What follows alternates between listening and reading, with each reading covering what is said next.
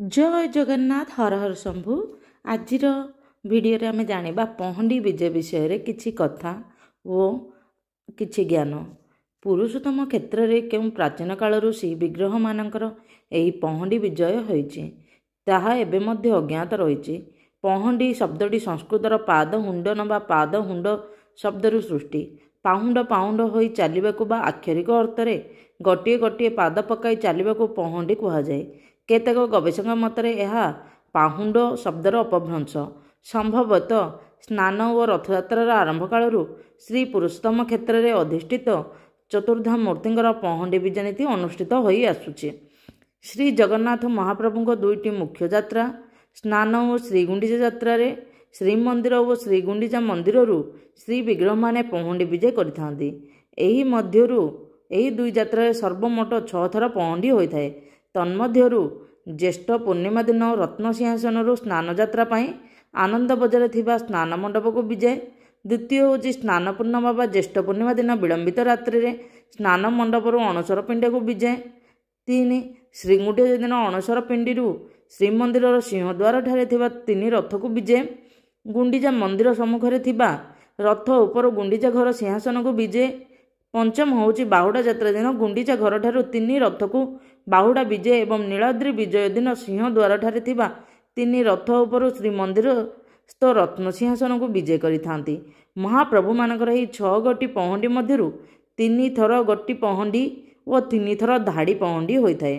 श्री विग्रह माने समस्ते विजय समय धाड़ी पहंडी और बाहुडा विजय गुड़ाक समय गोटी पहंडी अनुष्ठित होइथाए।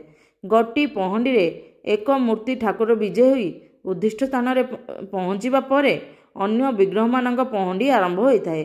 किंतु धाड़ी पहंडी रे ठाकुर माने जनक परे जणे एककालीन विजय करती। श्री विग्रह मानकर एही पहंडी विजय समय और पूर्वर केतेक निर्दिष्ट नीति संपन्न होइथाए। ज्येष्ठ पूर्णिमा दिन प्रत्युषरु रत्नसिंहासन महाप्रभु मानकर केवल मंगलार्पण करा जाई सर्वप्रथमे श्री सुदर्शन और पर बलभद्र सुभद्रा जगन्नाथ पहंडी विजय होइथाए।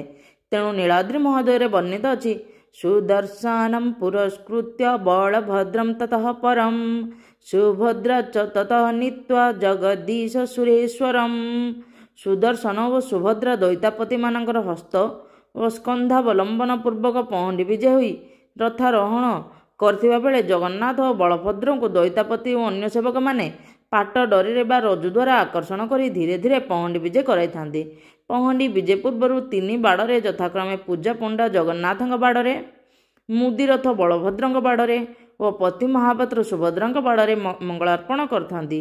गराबड़ू सेवक मंगलार्पण समस्त जिनिस मान नीति संपृक्त सेवक हाथ बढ़ाई था। मंगलार्पण समय शुद्ध सुआर और भंडार मेकअप मध्य सेठारे अवस्थित थी उक्त नीति अंशग्रहण करथांती। बाड़ग्राही दैतापति और अन्य सेवक माने मध्य एही समय उपस्थित रही था। श्रीजीव मानू पाटगणा आनंद बजार भितर सिंहद्वार 22 पाहाच सिंहद्वार गुमुटी अरुण स्तंभ दे रथ पर्यंत निया जाय थाए। श्री विग्रह मानकर पवित्र पहंडी विजय समय प्रथमे विजय काहाली बाजिबा परे घंटुआ काहालिया बजंतरी ओलार छतार प्रमुख सेवक मानकर उपस्थिति घंट और वाद्य आदि ताल सहकारे बजे। भक्त तथा दर्शनार्थी माने एही समय पुष्प वर्षण करने संगे संगे हरिबोल और हुलहुलुर पवित्र ध्वनि समग्र परिवेश को आनंदित मुखरित करथांती। पहंडी समय पंडा पुष्पालक और अन्य सेवक माने डरी धरी थांती। छामु खुंटिया बेहेरा खुंटिया सेवक पहंडी तथा ठाकुर मानक आगरे बेत धरी मणिमा श्रीअंग को सावधान बोली उच्चारण करी ठाकुर मानकर आगे आगे जोड़ी बेत बाड़े बाड़े चली थांती। एही पवित्र पहंडी विजय अंशग्रहण करथिबा सेवक माने केतक निष्ठापरता अवलंबन करथांती। यथा निश रखिबे नाही अशौच होई किंबा सार्ट पैंट पिंधि महाप्रभुଙ୍କ पहंडी नीति अंशग्रहण करिबे नाही। चतुर्थ मूर्ति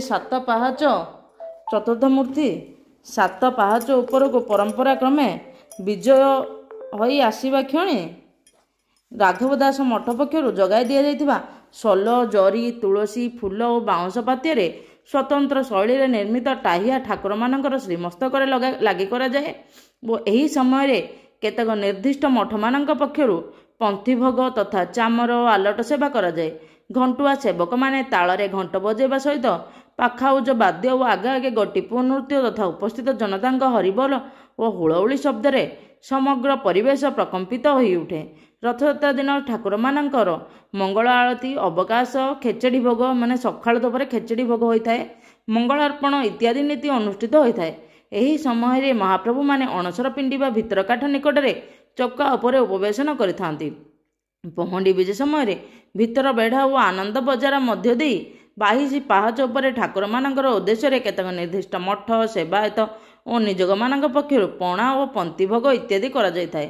ସୁଦର୍ଶନ, ସୁଭଦ୍ରା, ବଳଭଦ୍ର ଓ ଜଗନ୍ନାଥ ଯଥାକ୍ରମେ ଦେବଦଳନ, ତାଳଧ୍ୱଜ, ନନ୍ଦିଘୋଷ ରଥ ଉପରେ ଅଧିଷ୍ଠିତ ହୋଇଥାନ୍ତି। ପହଣ୍ଡି ଶେଷ ହେବା ପରେ ପୁଷ୍ପାଳକ ମହାଜନମାନେ ମଦନ ମୋହନଙ୍କୁ ଜଗନ୍ନାଥ ରଥରେ ଓ ରାମକୃଷ୍ଣ ବିଗ୍ରହ ଦ୍ୱୟଙ୍କୁ ବଳଭଦ୍ରଙ୍କ ରଥରେ ବିଜେ କରିଥାନ୍ତି। ଏଠାରେ ଉଲ୍ଲେଖଯୋଗ୍ୟ ଯେ ଠାକୁରମାନଙ୍କ ନୀଳାଦ୍ରି ବିଜେରେ ଶ୍ରୀଗୁଣ୍ଡିଚାକୁ ଓ ଗୁଣ୍ଡିଚା ଘରକୁ ପହଣ୍ଡି ବିଜେ କରିବା ପୂର୍ବରୁ ପ୍ରଥମେ ମଦନ ମୋହନ ଓ ରାମକୃଷ୍ଣ ବିଗ୍ରହଙ୍କୁ ବିଜେ କରାଯାଇଥାଏ। ରଥ ଉପରୁ ପହଣ୍ଡି ବିଜେ କରିବା ପୂର୍ବରୁ ରଥ ଉପରେ ଠାକୁରମାନଙ୍କ କେତେକ ବିଶେଷ ନୀତି ମୁଦିରସ୍ଥ ପତି ମହାପାତ୍ର ସେବକଙ୍କ ଦ୍ୱାରା ସମ୍ପାଦିତ ହୋଇଥାଏ। ବାହୁଡ଼ା ବିଜେ ସମୟରେ ପତି ମହାପାତ୍ର ସେବକମାନଙ୍କ ଦ୍ୱାରା ଶ୍ରୀବିଗ୍ରହମାନଙ୍କୁ ଘଷା ଧଣ୍ଡି, ବିଡ଼ିଆ ଆଦି ଅର୍ପଣ କରାଯାଏ। ଏତଦ୍‌ବ୍ୟତୀତ ବାହୁଡ଼ା ଦିନ ଗୁଣ୍ଡିଚା ମନ୍ଦିରରେ ଠାକୁରମାନେ ପହଣ୍ଡି ବିଜେରେ ଭିତର ବେଢ଼ାରେ ପହଞ୍ଚିବା ପରେ ମୁକ୍ତିମଣ୍ଡପ ପକ୍ଷରୁ ଏକ ପନ୍ତି ଭୋଗ ହୋଇଥାଏ ଓ ରାଘବ ଦାସ ମଠ ପ୍ରଦତ୍ତ ଫୁଲ ଟାହିଆ ଲାଗି ହୋଇଥାଏ। ମହାପ୍ରଭୁମାନଙ୍କ ପହଣ୍ଡି ପୂର୍ବରୁ ଶ୍ରୀମନ୍ଦିରର କଠ ସୁଆଁସିଆ ସେବକମାନେ ଗୁଣ୍ଡିଚା ମନ୍ଦିରର ରତ୍ନ ସିଂହାସନ ଓ ସ୍ନାନ ପୂର୍ଣ୍ଣିମାରେ ଶ୍ରୀମନ୍ଦିରସ୍ଥ ରତ୍ନ ସିଂହାସନଠାରେ 4 ମାଳ ବାନ୍ଧିଥାନ୍ତି।